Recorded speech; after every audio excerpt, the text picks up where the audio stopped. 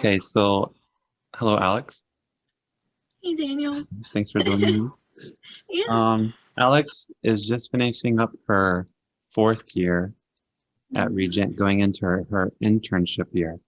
Mhm. And so I thought it would be a good chance to get a kind of an inside glimpse of what the fourth year in the Regent PsyD program looks like. And so, Alex, why don't you kind of tell us a little bit about yourself and how you got to where you are today? Yeah, so I got to Regent into their PsyD program because of my love for working with kids and wanting kids to get better after experiencing significant events in their childhood that were either adverse or traumatic. So really wanting to help kids get better. And that eventually led into me wanting to restore families to help keep families together and to keep kids um, out of the foster system if possible. So I had started out initially in undergrad wanting to be like a medical doctor. Oh, And then I found out I got really like queasy with anything that's medical related. And really since I was a kid, I feel like God laid it on my heart to work with kids and to help them get better. So that's really what led me into coming to Regent with an integrated religion piece with psychology in general. So yeah, that's where I'm at now. And then I'm currently an internship working with kids from ages 0 to 5. oh, wow, that's such a very young age. Yeah, it is very young. So Is You said you first became interested in working with children when you were a kid yourself? mm-hmm. Do you remember what Yeah. prompted that? So growing up in a very small community, everyone kind of knew everybody, and then based on whose family you were born into meant like who you became. Oh, So there was little room for growth and exploration outside of what you were born into, unfortunately. mm, And with that system that I was kind of born into, I really just didn't like how it felt like some kids were stuck in what they were born into, and it's just intergenerational transmission of trauma. mm. So I started noticing that as a kid, and then based on my own experience as well, it just kind of integrated to the point where like that's just what was laid on my heart to Uh-huh. help with. Yeah. Can you talk a little bit about, you mentioned intergenerational transmission Mm-hmm. of trauma. Can Yeah. you talk a little bit about what that is and maybe how it occurs? Yeah. So if we think about it, like with a child who, say, is born into a family where they have low SES, maybe a part of some marginalized group, maybe domestic violence is taking place in the house where they're witnessing their parents fighting a lot, maybe they're abused themselves, and that child grows up knowing that, like that's the norm in their family. Mm, And then when that child gives birth and is now a parent, that's what they know to then cause to this child as well. So they resolve their strong emotions through like fighting. So then more domestic violence occurs in this new family with new baby, and then that new baby is then impacted by that trauma that is occurring. mm, So it's the sense that it happens over time just because that's what the child was born into. So yeah, that's if you're into infant mental health land, they call it ghosts in the nursery, meaning the ghosts of your past, so the people that inflicted that harm has really impacted them to where they're reliving those like ghosts in the nursery. So that's kind of like the intergenerational transmission of trauma. Wow, that's really I remember hearing only I think last year about how a lot of times those who were abused become the abusers, Mm-hmm. and those who also were yeah, those who were traumatized, maybe sexually or not, they also sometimes become the ones who sexually traumatize others. Yep, And absolutely. I remember thinking just how, yeah, that was the first time I had heard of that. And then the whole intergenerational transmission of trauma, I'm still learning about it, but I read today about how it was something about, it was a psychoanalytic perspective, but it was something about how if we don't properly mourn our past and process and grieve it, then we'll continually relive the past, but in different experiences. And so that, yeah, that's, It's but, absolutely true. Yeah. And mm, we see that in infant mental health. We don't like just work with the babies, right? So it's a lot of it's working with the parents and helping them do just that, so that we can stop it where it's at instead of it continuing down the line. I went to orientation where I'm going to be doing practicum soon. And the the psychologist there, his name is Dr. Van Balen, but he was saying that one of the best, if you usually parents, they bring in their children, and if you're good with children and you work with them, then usually you can work from the children to maybe the marriage and then individual. And so, do you, is that something that you guys also, like, I know you work at the Children's Hospital, but then will you guys do referrals for maybe marital counseling or individual therapy for the parents? Yeah, we definitely do. So we actually don't necessarily just work with the child. There are times whenever the biological parent is like, they cannot be involved either for like a legal reason at that time or just transportation, stuff like that. So we might work with like a foster parent as well, just depending on the situation. But if it does seem like there's a concern that is almost like overriding the time with what we're supposed to be doing as a family and with the child, then we will refer to other people in the same medical center, but just for individual therapy as well, because that's vital to help the child and the family restore. The parent also needs support. Yeah. So 0 to 5, what kind of interventions can be done in that? Yeah, so right. So I would say it's actually fairly psychoanalytic as well, an approach, as well as attachment, very integrated. But it kind of depends on what the presenting concern is. For us, it's a lot of trauma. I mean, that's what my track's kind of really about. So it's child and parent psychotherapy.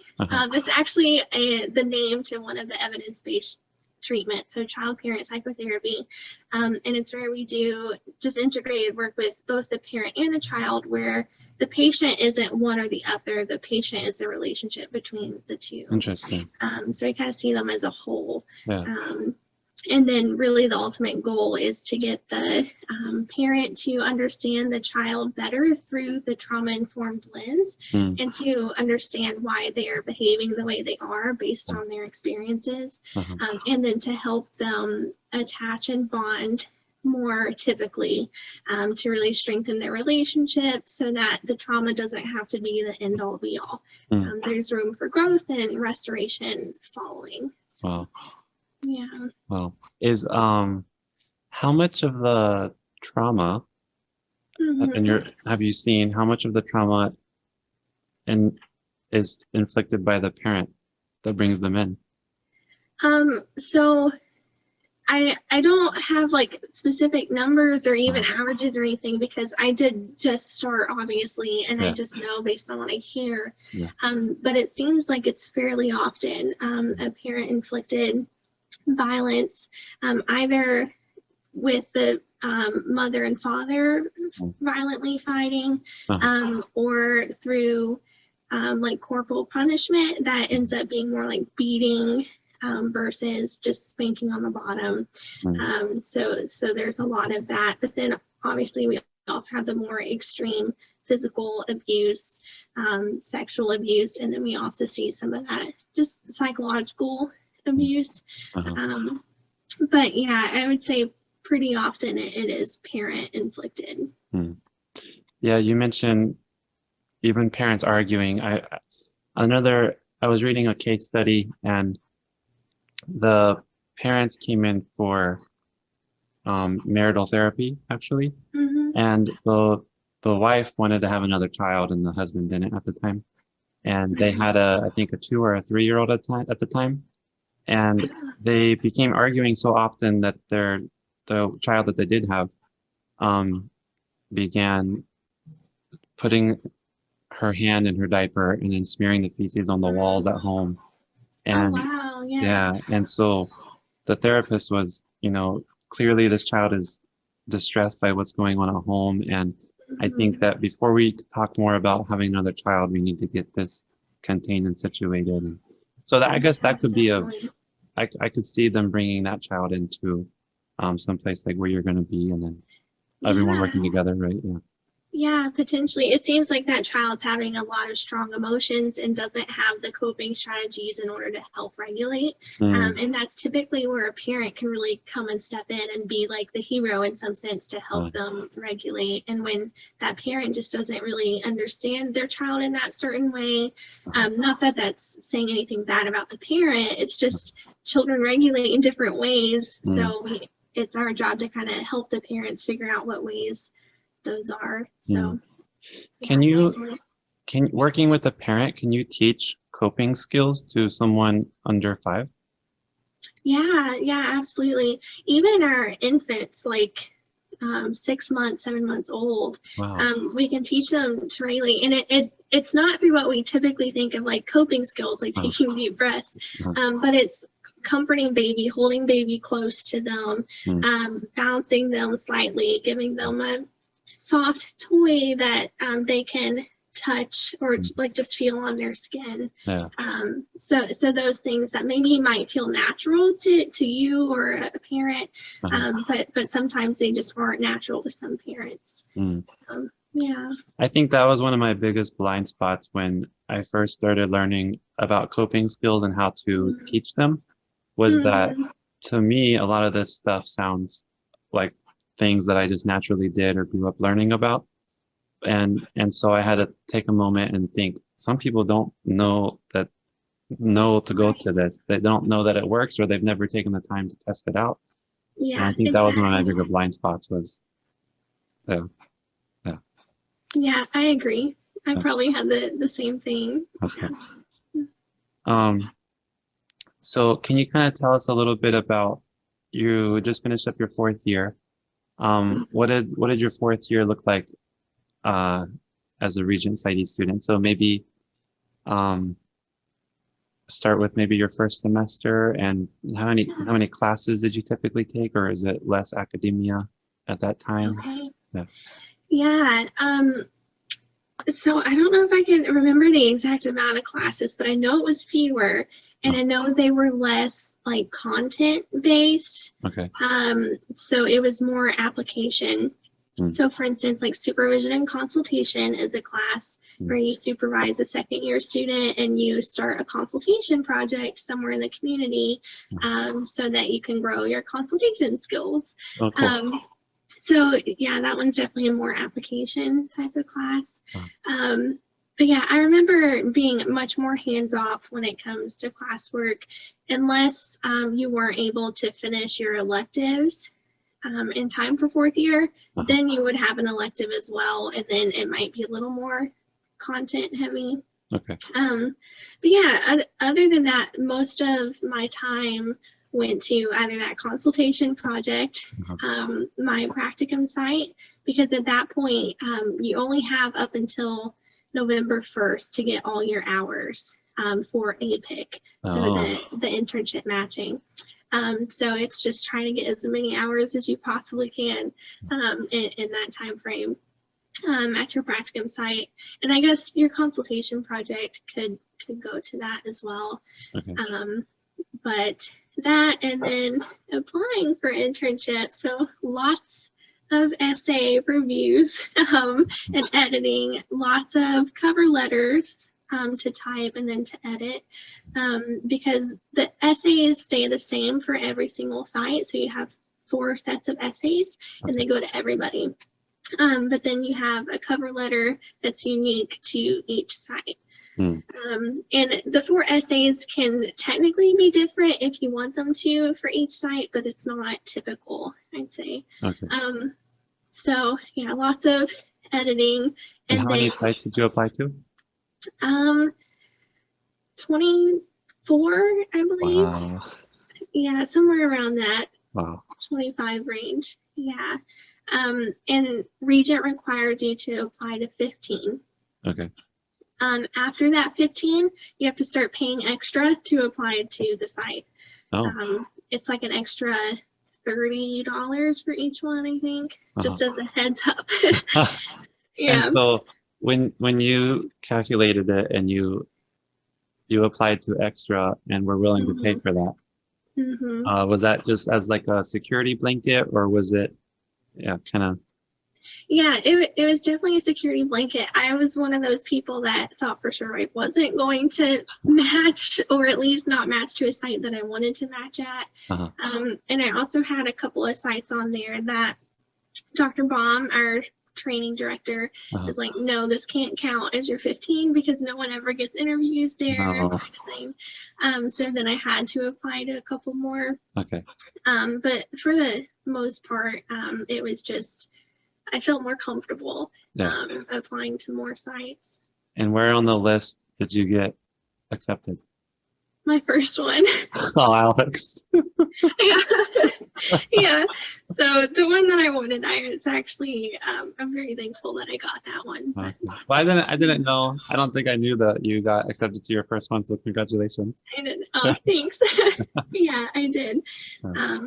But yeah, so after that fall semester, though, of all the applications, it typically starts in December where you start having your interviews. So then it's just interview after interview. This year, because of the COVID-19 pandemic, they were all virtual for most of us. Okay. Well. And because of that, I would go see a client and then hop on to an interview right after my client left, or the other way around.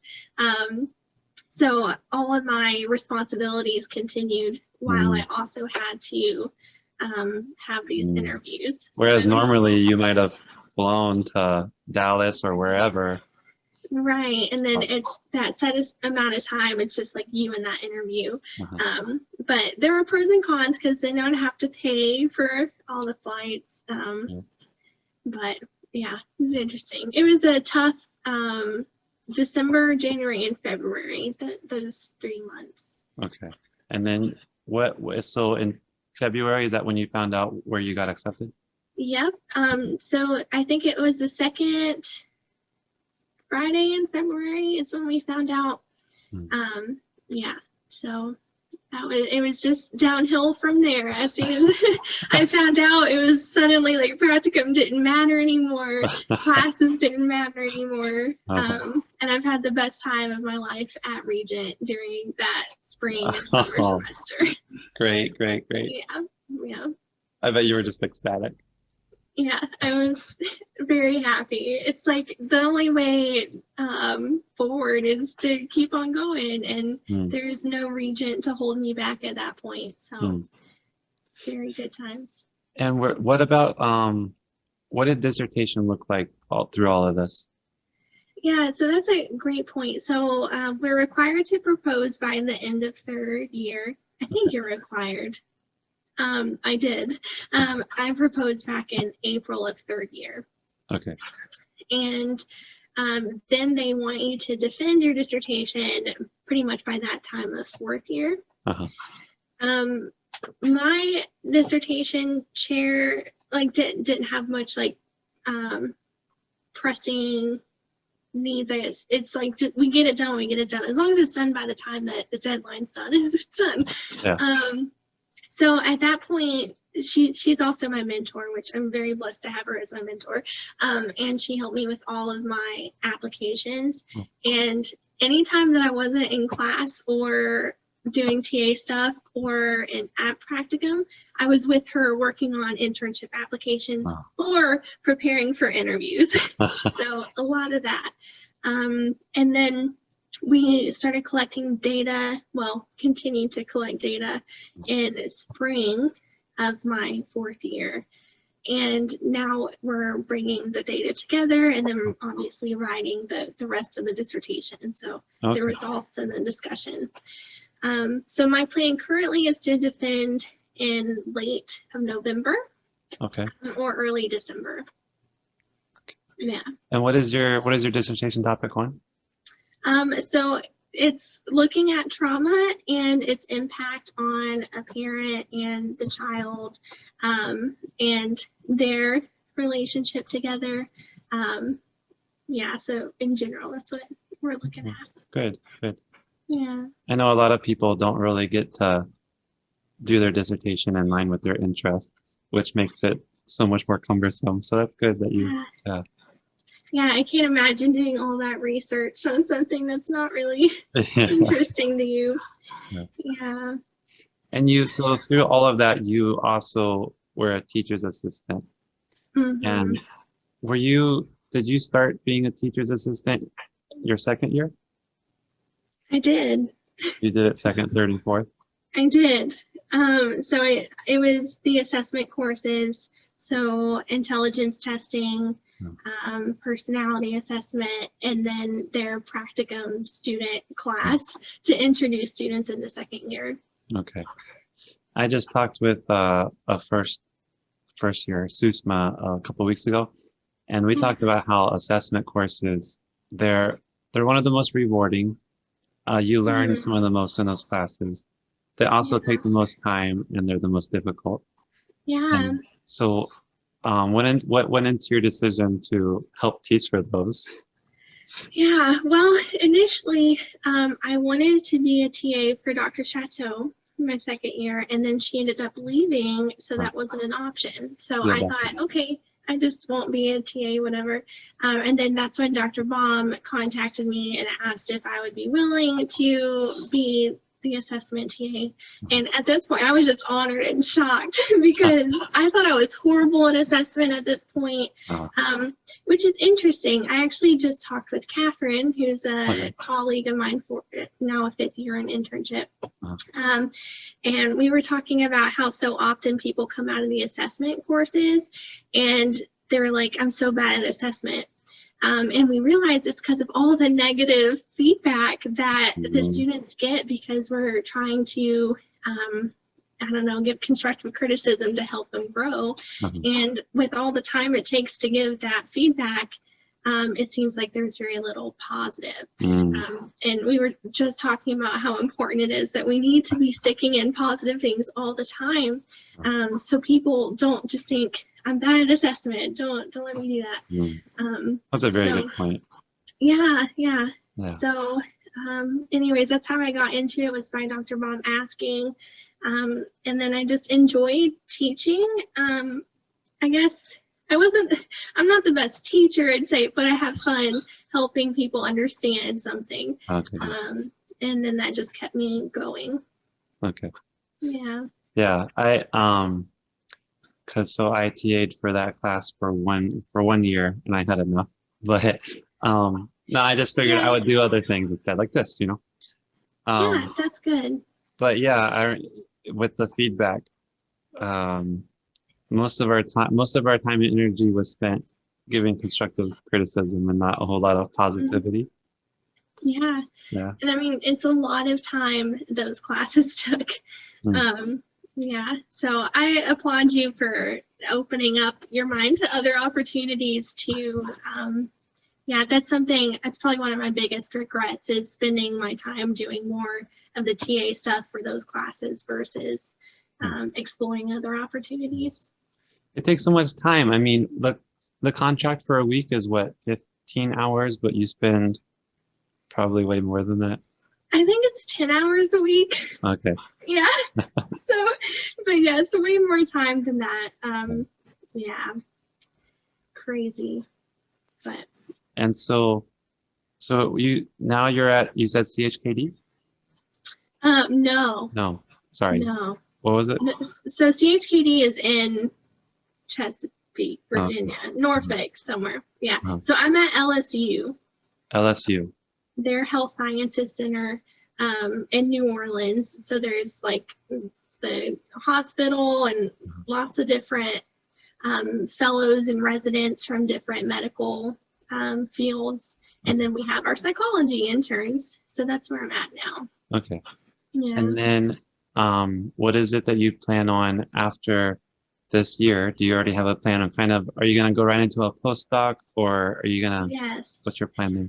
I will be going into a postdoc for several reasons. So some states require a postdoc in order for you to be licensed. Oh, So I did if not know you're, yeah. So Virginia, I don't believe requires one.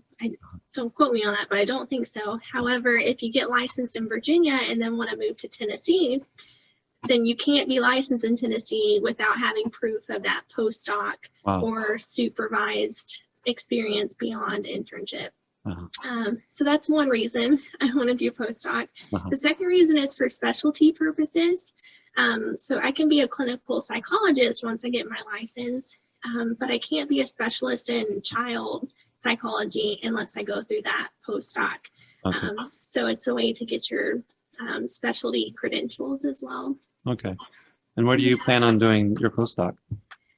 Right now, I'm hoping here at Okay. LSU. They tend to keep their postdocs or their interns even into employment. So that's what I will be praying for, but they have to like me. So we'll see how that goes. Yeah. And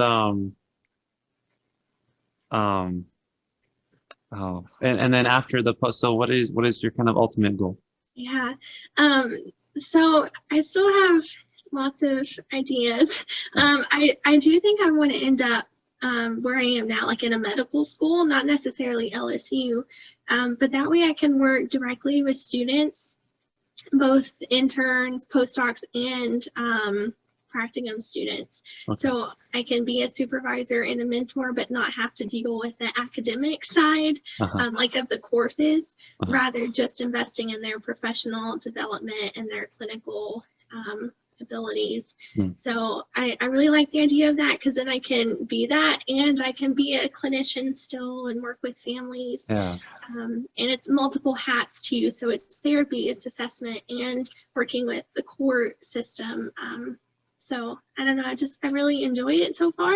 Yeah. So I imagine I'll try to get in a place like that. Yeah, it sounds like that's a big value for you, to be kind of a teacher mentor. So yeah, it is really important to me, because I know however many of us there are now, it's awesome that we can help people and provide services. But how much cooler to be able to keep that going after all of us are at our end of time. So yeah. And it's just important to me to provide quality care. So being able to make sure that that's taking place too is key. Yeah. And do you plan on staying within the age range of 0 to 5? I hope so. Some of it, I do think I'll work with all kinds of children, probably up till the age of 12.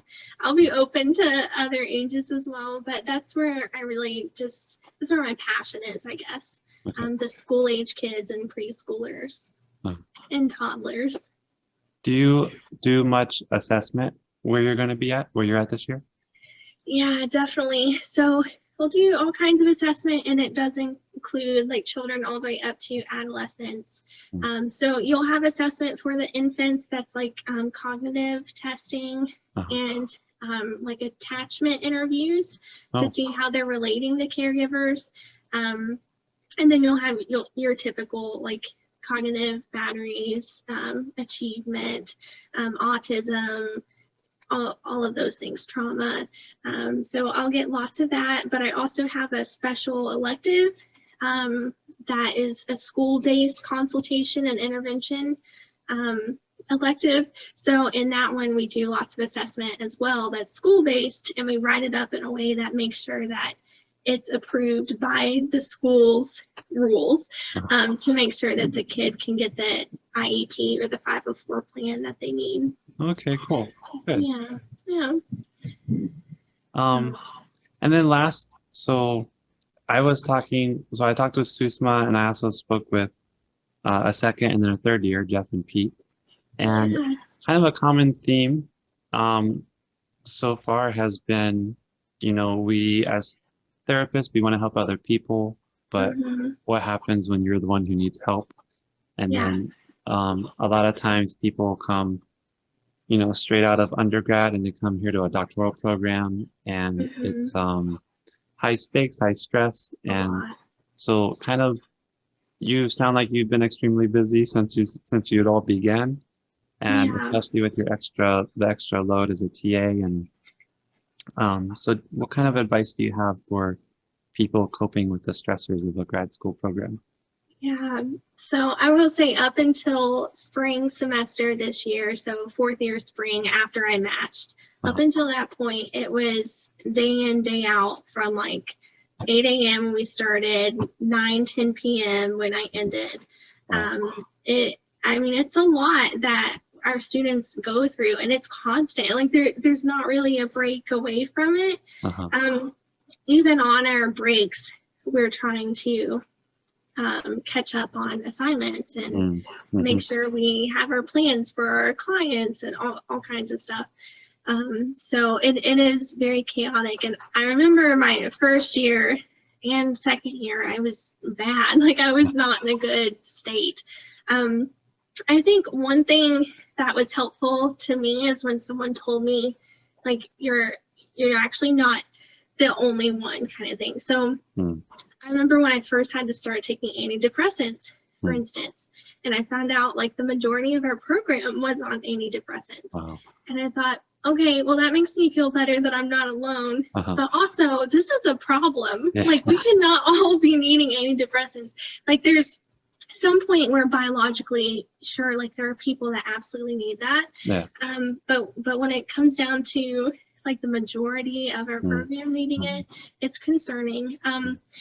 So finally off of those, which is like praise the Lord kind of thing. Good. But I think it was really because of the chaos of everything, and then only getting negative feedback all the time. And it's just hard to keep going. So something that Can I ask, had you ever taken antidepressants before the grad program? No. Okay. Mm-mm. Okay. No, I was never on any type of medication really before. Yeah, and if you would have asked me before, I would have told you I was completely against them. Yeah, so that if that tells you how bad it got, like it was to the point where I would just be laying on the floor and like not moving, and my husband would have to come like help me, like just get into bed. So not great times. Yeah. I'm glad So you're off of them. yeah, me too. And I think it really talks or stands to the point that Regent needs to do better at supporting their students in a positive way. It's not their responsibility for me to take care of myself, but positive feedback is not that hard to give. So yeah, but I learned over time that I'm not just a student, and I don't want to be just a student. But if that's the mindset in the program, then you will just be a student. And then it's like this idea that you have to be perfect in everything. And then in order to match an internship, you have to be like amazing and do all of these things and never say no. And I just think that's not true, especially now looking back on it, it's not true. So being able to take on my different identities, I really let friends like go to the wayside. So even now it's important to me to actually reach out and have phone conversations with people. So staying socially connected is one of those things that I think is important. Especially me as an introverted person, I didn't like to do that. And the more depressed I got, the worse it got. But really it's what I needed in order to help myself keep going. And then doing things that are enjoyable for yourself. Like I got here at LSU and I read a book. It was just like a random fictional romance. So Okay.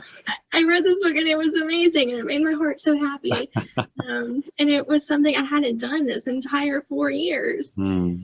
So being able to just prioritize that time for yourself too, and be like, it's okay if I don't go to this class this one day or this research group, or if I need to cancel my clients for the day, as long as they're still being, taken care of. But yeah, it's been a journey, and it's hard, and it's hard to explain that to like a first year too, because I mean they're coming in and they do have that mindset that I have to be perfect in everything. And me even telling them that on this end would be hard for them to understand, because everybody else is telling them, no, you have to do all these things. Yeah. So it's a hard time. There's no way that you can answer this accurately, but you mentioned you wish you would have done some things differently now knowing what you know. How much do you think you could have dropped or said no to and still gotten your number one pick for internship? Yeah, see, and that's hard because it's, totally hypothetical. Yeah. And your imagination. Yeah, so I think I could have been a TA 1 year and left it at that. Okay. I don't think the time of being a TA mattered. Okay. It was just the experience itself that mattered. I don't think that my research groups mattered. As a matter of fact, when I went and talked to my mentor as I was writing all the essays and the curriculum vitae, editing that, she was like, you don't want all these research groups on here because then they're going to think that you can't be dedicated to one thing. You're just like a little bit in here and there, but you're not all in one. So like, forgetting all of those, like, because I was in some just because I thought I needed to be. It wasn't that I had any interest. I mean, there was some interest, but not like, I want to do this.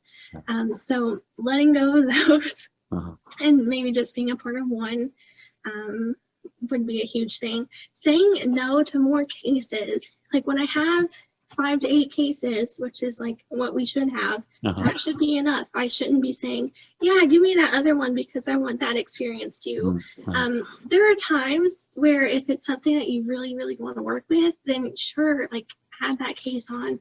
But otherwise, just for another case, like to put on your happy thing, like don't do it. Don't do it to yourself. It's not worth it. So those are some things that stand out. That's very good. That's very helpful. And it also stands out. You one of the big things you mentioned was make sure to stay social, even if you're an introvert. Maybe just find the one person that you can. Right. So a common theme that I have found in my just 1 year so far of seeing clients is one of the main things that they're coming for is that they're isolated. And one of the things that we try to do is get them plugged back into their social group or see who they could talk to and see who they could share their life with, Yeah, absolutely. It takes some force, like even for myself to do it. Like I know I'm exhausted. I don't want to do this, but I know like I need it for my soul to have another person to talk to and to hear their stories and to uplift them. It's just, I don't know, it's so important. And it's easy to think it's not whenever you're depressed and in the middle of grad school. Yeah, and it's because you're so busy and it's almost a chore or a task. Yeah. And especially when you're feeling depressed, that's just another thing. That's another thing that I have to do, and I'm already so overwhelmed. And you start thinking of it that way instead of thinking how beneficial it might be. Yeah, absolutely. Oh, I wish the best for all of our upcoming students, and I'm just hoping it's better. Yeah. I hope so too, and I hope that people they'll reach out to people like you or people like me who have have been through some of it or have talked to people who have been through it, and yeah, definitely. maybe we'll start implementing more positive feedback. We should. So, Yes, please. we like need to. It's past the point of should, really. Yeah. all right, well, that's kind of all the questions I had for you. Thanks you for meeting with me. It's been super informative and beneficial. Yeah, awesome. Thanks for asking me. I feel honored that you want to talk to me about my experience. Okay. Let me